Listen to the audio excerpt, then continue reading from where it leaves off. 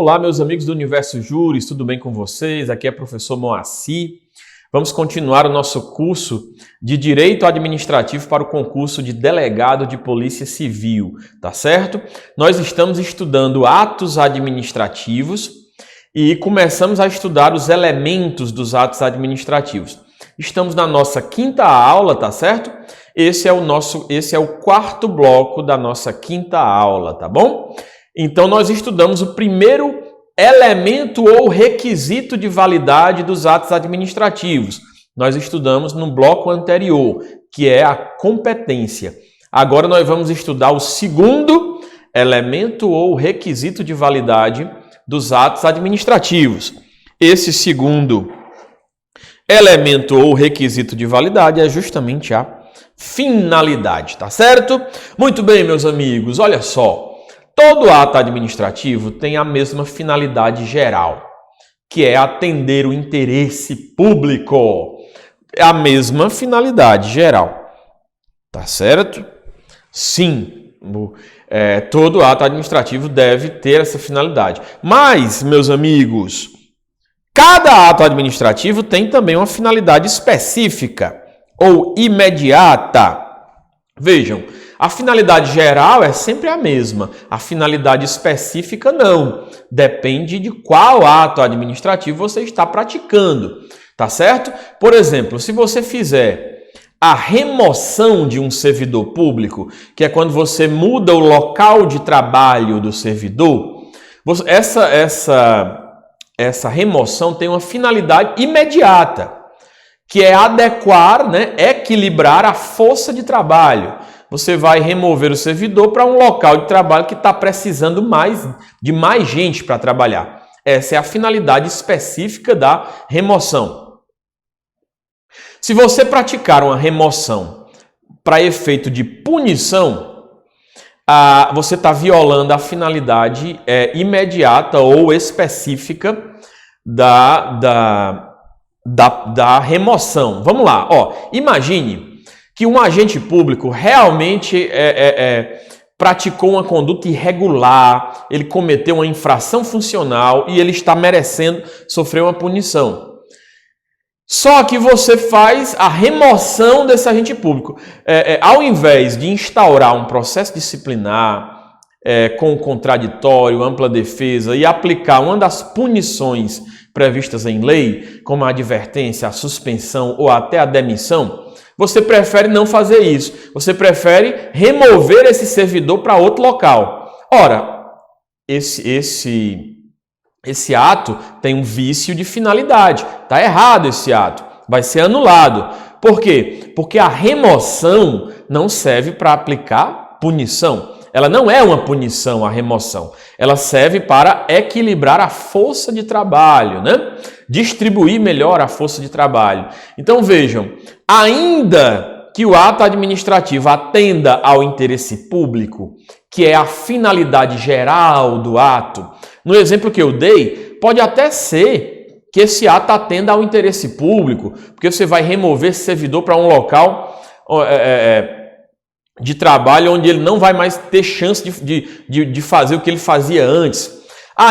Vamos supor que esse ato atenda ao interesse público, que é a finalidade geral, mas ele tem que atender também à finalidade específica de cada ato, tá? E no caso da remoção, a finalidade específica não é punir. Por isso que esse exemplo que eu dei é uma situação em que a finalidade específica do ato está inválida, tem um vício, tem uma irregularidade, tá certo?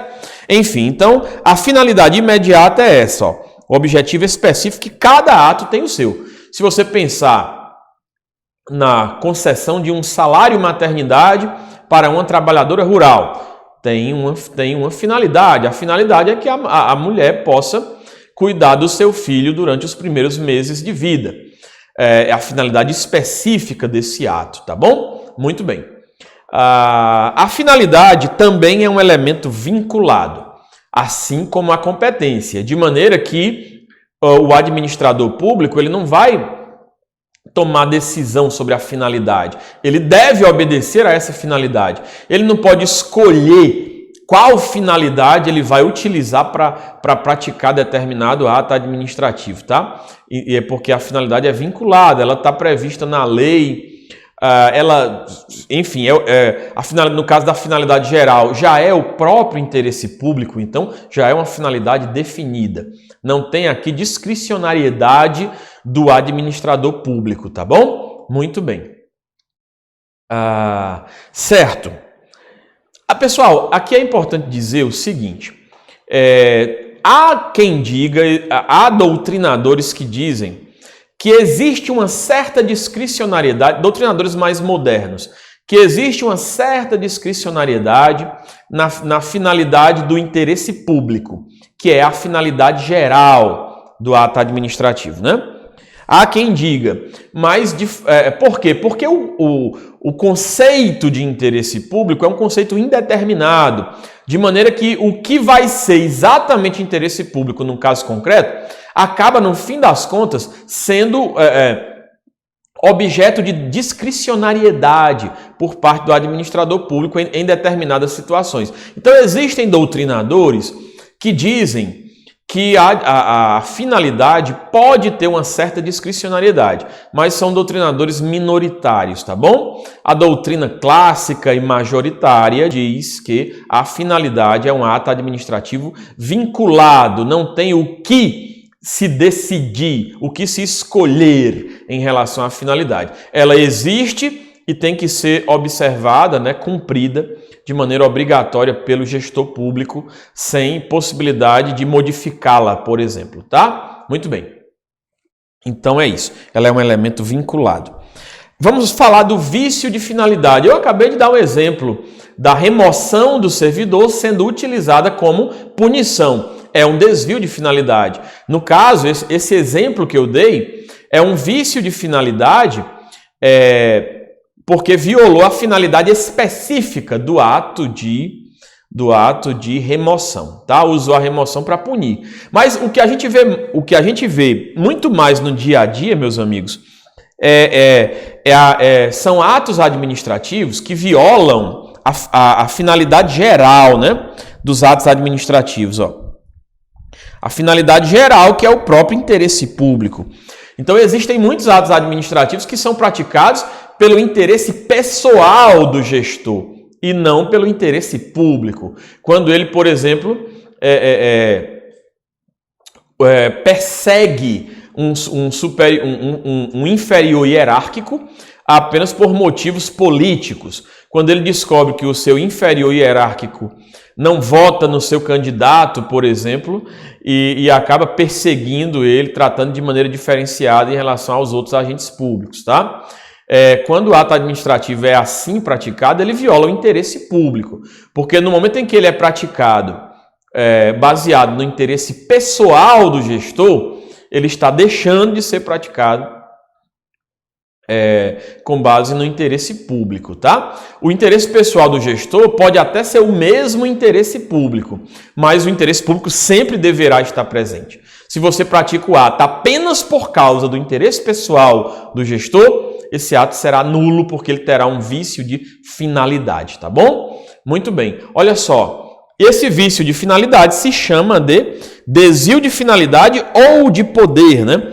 Eu falei no bloco anterior que o vício de competência se chama excesso de poder. Muito bem. E aí, pessoal, nós temos um gênero chamado abuso de poder. O abuso de poder, ele se divide em excesso de poder, que é o nome do vício de competência, e também em desvio de poder ou desvio de finalidade. Desvio de finalidade ou de poder, que é o nome do vício de finalidade, tá bom? Ao contrário do vício de competência, pessoal, o vício de finalidade é insanável, ele não é corrigível, ou seja, não pode ser convalidado. Se um ato administrativo não obedeceu à sua finalidade geral ou específica, ele terá obrigatoriamente de ser anulado, tá? Não há possibilidade de convalidação, ao contrário da competência que nós vimos, né? Como regra, ela pode ser o vício de competência pode ser corrigido, né? Exceto se for competência exclusiva ou em razão da matéria, nós vimos no bloco anterior. Muito bem. Esse aqui é o conceito da lei, esta lei 4.717, essa aqui é a lei da ação popular. Esse artigo 2º dela trata desses vícios, trata desses elementos dos atos administrativos, né? E ele assim descreve o vício de finalidade. Ó. Essa é a descrição legal do vício de finalidade. O agente pratica o ato visando a fim diverso daquele previsto na lei, ou de maneira explícita ou de maneira implícita, tá bom? Esse é o conceito de vício de finalidade, chamado de desvio de finalidade. Muito bem. Aí foi rápido, né? Já terminamos o elemento finalidade. O elemento competência demorou mais. Vamos falar agora do terceiro elemento ou requisito de validade dos atos administrativos, tá? Que é nada mais, nada menos do que a forma. Olha só, pessoal. A forma é muito importante, né? E a forma de se dar aula, a forma de se falar, de se mencionar, de se vestir. O ato administrativo também tem a sua forma e ela também tem a sua importância, tá bom? Vamos falar disso, tá? Olha só. Então a forma, o conceito é bem simples, é o modo de exteriorização do ato. Como o ato se apresenta para o mundo. É escrito, tem um carimbo, não tem, está assinado, tem a data, está publicado, enfim. Qual que é a forma do ato, tá? Vamos tratar disso. E aí a Lei 9784, que é a Lei do Processo Administrativo Federal, tem um artigo também importante que trata da forma, que vai dar essa mensagenzinha aqui. Ó. Os atos do processo administrativo não dependem de forma determinada. Olha só, pessoal. Então, a forma é livre, a não ser, senão, quando a lei expressamente a exigir. Então, eu posso chegar lá no INSS e preencher um formulário num papel azul que eu encontrei no chão. Olha, se ninguém proibir isso, se a lei não disser que o preenchimento desse formulário tem que ser num local específico, num papel específico, o papel que você encontrou no chão vai valer tranquilamente. Não importa a cor do papel. Veja, por quê? Porque a forma é livre, a não ser que a lei diga que determinada forma é obrigatória. Tá certo? Se a lei, a assinatura tem que ser autenticada. Se a lei não disser nada, você não precisará autenticar a sua assinatura. Tá bom? Muito bem. Então a forma é livre, os atos não dependem de forma determinada, a não ser quando a lei exige a forma para o ato. Se a lei disser, por exemplo, que determinado ato tem que ter escritura pública, aí a escritura pública vai ser obrigatória, senão o ato vai ser invalidado, tá bom? A forma dos atos administrativos normalmente é escrita, mas existem atos não escritos, pessoal, né? Quando um superior hierárquico dá uma ordem para o seu subordinado, por exemplo, o apito do guarda de trânsito também é um exemplo de ato administrativo não escrito, tá? Olha só, quando se fala em formalidade, pessoal, também a doutrina relaciona a formalidade à forma. Como assim, professor? É porque existem formalidades que antecedem determinados atos administrativos, ou seja, formalidades que são exigidas antes do ato, né? Também isso é relacionado à forma. Não só a forma do próprio ato que você está praticando, como também alguma formalidade anterior ao ato que você seja obrigado a praticar. E aí eu dou um exemplo, né? Por exemplo, no caso aí, a demissão sem processo disciplinar. Você não pode demitir o servidor sem antes ter instaurado um processo administrativo disciplinar com todas as formalidades exigidas em lei. Uma comissão de PAD formada por servidores estáveis, contraditório, ampla defesa, motivação, tá certo? Enfim, é isso. Quando se trata de formalidades também, estamos tratando de um assunto relacionado à forma dos atos administrativos, tá certo? Olha só, meus amigos, vamos seguir. A forma também é um elemento vinculado, tá? Mas veja, eu acabei de dizer para vocês, né? Se a lei não exigir a forma será livre, tá? Se a lei não exigir a forma será livre. Acabei de dizer para vocês. Agora, vamos supor que a lei exigiu a forma. Aí a forma será um elemento vinculado, tá? Então, veja, no momento em que a lei exige determinada forma, a forma é um ato administrativo. Aliás, a forma é um elemento do ato administrativo, um elemento vinculado, tá? De maneira que não há discricionariedade. Não há como o agente público escolher praticar o ato de outra maneira. Não dá para ele dizer, olha, eu vou fazer essa portaria aqui, mas não vou fazer em português, vou fazer em inglês. Não dá para ele fazer isso, tá? Não há discricionariedade em relação à forma, quando a forma é exigida na lei. E a lei 9784 exige que os atos sejam praticados na nossa língua, né? Na língua portuguesa, tá? Enfim, é isso. Então a forma é um elemento vinculado, assim como os dois primeiros, tá? A competência, a finalidade e a forma são os elementos dos atos administrativos que sempre são vinculados, tá? No caso da forma, a forma sempre será vinculada quando a lei exigir aquela forma. Tá certo, meus amigos? Olha só, vamos falar um pouco do vício de forma. É quando você ou se omite na forma que a lei exige, ou tenta cumprir a forma, mas cumpre de maneira incompleta ou irregular, né? As formalidades indispensáveis à existência ou à seriedade do ato. Esse é o conceito, pessoal, da lei. O conceito da lei para o vício de forma, tá? A Lei 4.717, que é a lei da ação civil pública. Ela dá esse conceito de forma para nós, tá? Omissão ou observância incompleta ou irregular de formalidades indispensáveis à existência ou seriedade do ato.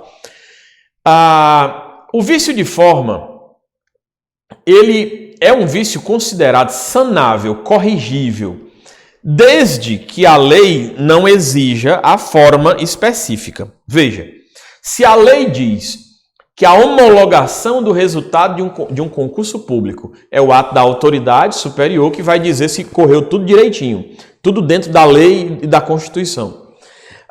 Essa homologação, se a lei diz que ela tem que ser um ato escrito, tá? E você praticou a homologação de maneira verbal, lá numa reunião, ou numa reunião online, uma reunião pela internet, você executou, né, praticou esse ato de homologação. Veja,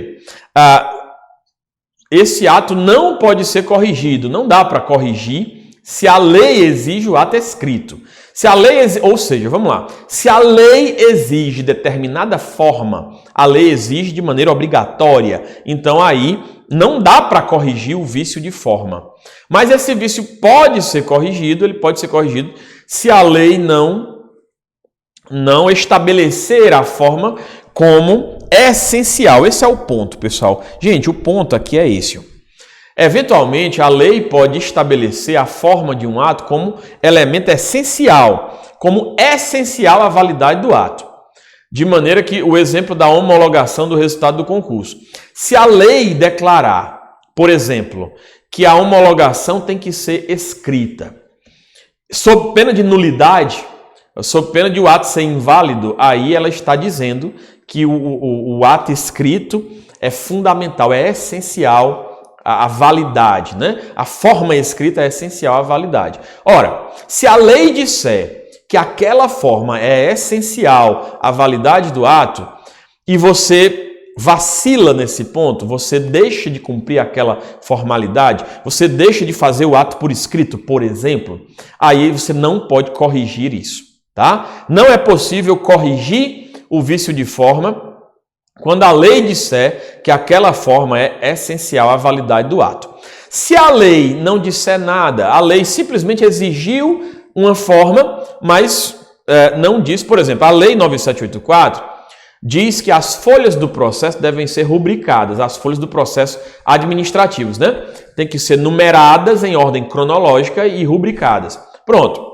Isso está dentro da forma dos atos administrativos. Se você não rubricar determinada folha de um processo administrativo, será que o que está naquela folha vai ser anulado só por isso?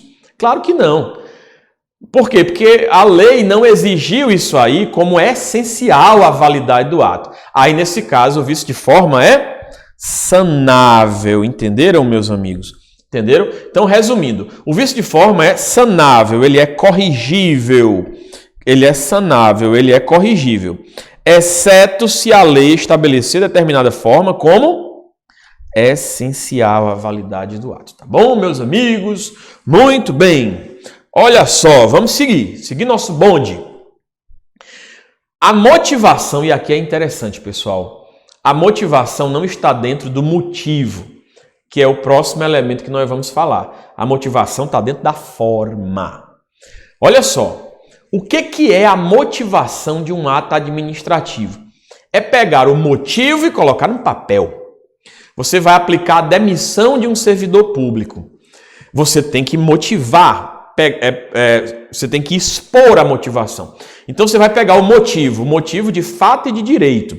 Por que você está demitindo esse servidor? Porque ele fez isso, está comprovado no processo, e a lei, o artigo tal, diz que isso aqui é punível com demissão. Pronto, isso aí é o motivo. Só que a motivação, o que é a motivação? É você pegar o motivo e botar no papel. Entendeu? Ora, se a motivação é pegar o motivo e colocar no papel, ou colocar no computador, né? Hoje em dia tudo online. Então, meus amigos, a motivação tem a ver com a forma. A motivação faz parte da forma, porque ela faz parte da maneira de exteriorização do ato administrativo, entenderam? Então, a motivação. Quando você deixa de colocar a motivação no ato administrativo, você está praticando um vício de forma. Não é um vício de motivo, é um vício de forma. Tá certo? Muito bem. Então, a motivação é a declaração escrita do ato administrativo, é relacionada à forma, né? A ausência de motivação, quando esta for obrigatória, acarreta a nulidade do ato por vício de forma, como eu disse. Em quais casos o ato administrativo tem que ser motivado? Artigo 50 da Lei 9784, pessoal. E aí eu devo dizer para vocês... Esse artigo 50 da Lei 9784, ele vai tratar basicamente dos atos administrativos que causam algum ônus ou para uma pessoa ou para a coletividade. Por exemplo, aplicar uma punição a uma pessoa tem que ser motivado, vai causar um prejuízo para alguém. Dispensar uma licitação vai causar um prejuízo para a coletividade, porque você vai deixar de fazer a licitação, né? Você vai deixar de abrir oportunidade para quem queira contratar com a administração, para poder contratar com aquela determinada empresa. Tem que motivar também, tá bom? Você vai discordar de um parecer anterior. Tem que motivar. Tá certo? Isso aí é basicamente o que está no artigo 50 da Lei 9784. Então, pessoal, nem todo ato administrativo precisa de motivação, tá? Nem todo. Por exemplo, você vai nomear um cargo comissionado, não precisa de motivação. Ou você vai exonerar esse cargo comissionado, também não precisa de motivação. Mas existem atos administrativos que precisam de motivação, são esses que estão no artigo 50 da Lei 9784, basicamente atos administrativos que causam algum ônus para um particular ou para a coletividade, né? Para o interesse público, tá bom? Isso, meus amigos, então tá aí a motivação. E assim a gente termina o elemento forma, vamos para o quarto elemento ou requisito de validade dos atos administrativos. Eu acabei falando um pouco do motivo, explicando a motivação, né? Acabei falando um pouco do motivo. O motivo é o antes. O que tem que acontecer para eu executar aquele ato? Para eu praticar, para eu conceder um salário maternidade para uma trabalhadora, o que tem que acontecer antes? Ela tem que ter o motivo de fato, ela tem que engravidar, tem que ter o parto de uma criança e tem que estar previsto na lei, que é o motivo de direito, né?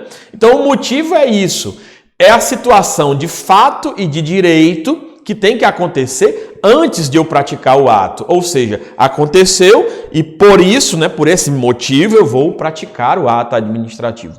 Percebam que quando eu trato da finalidade que nós falamos antes, Eu trato do que vem depois do ato. Veja, o elemento finalidade, ele diz respeito ao que vem depois. Qual é a finalidade do salário maternidade, que eu acabei de falar? Aí eu penso no que vem depois. Para que eu vou conceder? O que é que eu quero que aconteça depois desse ato administrativo? Depois da concessão do salário maternidade. Eu quero que a mãe da criança descanse em casa cuidando do filho. Dê mais atenção para o filho. Para isso que serve o salário maternidade. Essa é a finalidade. No caso, a finalidade específica do salário maternidade. Então, quando eu penso na finalidade, eu penso no depois do ato. Quando eu penso no motivo, eu penso no antes. O que é que tem que acontecer para eu praticar esse ato administrativo, tá? Então, muito bem, olha só. Esse motivo, né? Pressuposto de fato e de direito que configura a causa imediata do ato administrativo, tá certo, meus amigos? Ó, licença paternidade é o nascimento do filho do servidor, tá? Enfim, aqui, pessoal, é interessante esses dois últimos elementos, o motivo e o objeto. Porque os três primeiros elementos, competência, finalidade e forma, sempre são vinculados. Não importa se o ato administrativo é vinculado ou discricionário. A competência, a finalidade e a forma sempre serão elementos vinculados, tá? Agora, quando o ato administrativo for discricionário, o motivo e o objeto podem ser discricionários, entenderam? Ó, quando o ato é vinculado, todos os 5 elementos são vinculados. Competência, finalidade, forma, motivo e objeto. Quando o ato administrativo é discricionário, os 3 primeiros elementos continuam sendo vinculados, né? Competência, finalidade e forma, mas os 2 últimos, que são o motivo e o objeto, podem ser discricionários. Então, por exemplo, a nomeação de um servidor para um cargo comissionado, né? A nomeação de uma pessoa para ocupar um cargo comissionado. O motivo disso pode ser discricionário. O gestor público ele vai analisar quem que ele vai nomear com base na sua conveniência e oportunidade. Tá? Então, por quê? Porque se trata de um ato discricionário. Então, o motivo é discricionário. Tá? Nesse exemplo que eu dei. Muito bem, meus amigos. Então, é por isso que eu disse aí. Se o ato for discricionário, o motivo pode ser discricionário, enfim. Ó, eu dei outro exemplo aqui. Ó. Vamos lá.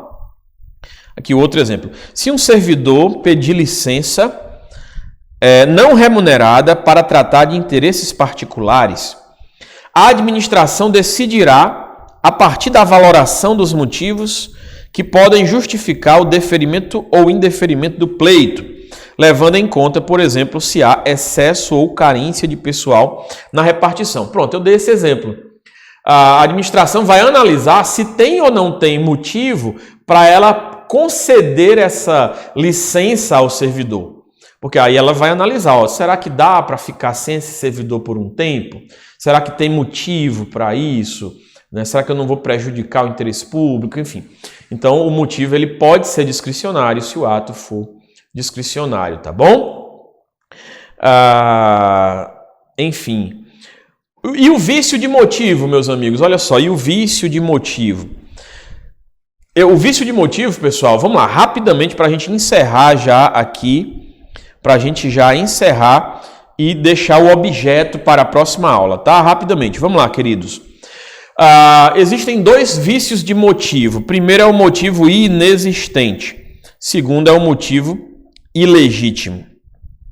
O motivo inexistente, ele também pode ser chamado de fato inexistente. Vamos lá, eu vou dar um exemplo, vai ficar bem claro para vocês, tá bom? Motivo inexistente ou fato inexistente. Vamos lá. Imagine que um servidor foi demitido porque faltava demais. Ele foi demitido por abandono de cargo. Ele faltou 30 dias consecutivos ao trabalho. Pronto, e o motivo foi esse, o motivo de fato foi esse. Se esse servidor provar que isso é mentira, que na verdade ele não faltou, ele foi os 30 dias, ele estava lá, ele vai e prova que estava lá. Pronto, esse aí é o motivo inexistente. Por quê? Porque o fato é inexistente. Na verdade, o motivo não existiu. Esse servidor não faltou ao trabalho, tá? Agora, o que seria o motivo ilegítimo ou juridicamente inadequado. Vamos lá. O que seria aqui? Ó? Motivo ilegítimo ou juridicamente inadequado. Agora é diferente. Agora o motivo existe, só que ele viola a lei, porque ele viola algum princípio da Constituição, ou ele é discriminatório. Por exemplo, o servidor foi demitido porque não penteava o cabelo do jeito que o chefe queria. Só que o servidor realmente usava um penteado estranho. É verdade. É verdade que o penteado do servidor era estranho. Nós temos aqui alguns professores no universo juris que adoram um penteado elegante, né? O professor Bruno Marinho, por exemplo, tem um penteado elegante que nos causa inveja, né? Imagine que você seja demitido por causa desse seu penteado. O motivo existe, tá certo? Você realmente usa esse penteado estranho. Só que é juridicamente inadequado. Você não pode ser demitido por causa de um penteado, pessoal. Isso não encontra fundamento no direito. Isso é discriminatório, né? Viola a liberdade de expressão, manifestação, enfim, das pessoas, né? Então, esse é um exemplo de ato cujo motivo é ilegítimo ou juridicamente inadequado. Ou seja, o motivo existe, é verdade o penteado, mas é um motivo ilegítimo para fundamentar esse ato administrativo, tá bom, meus amigos? Olha só, a gente continua no próximo bloco, tá certo? Grande abraço para vocês.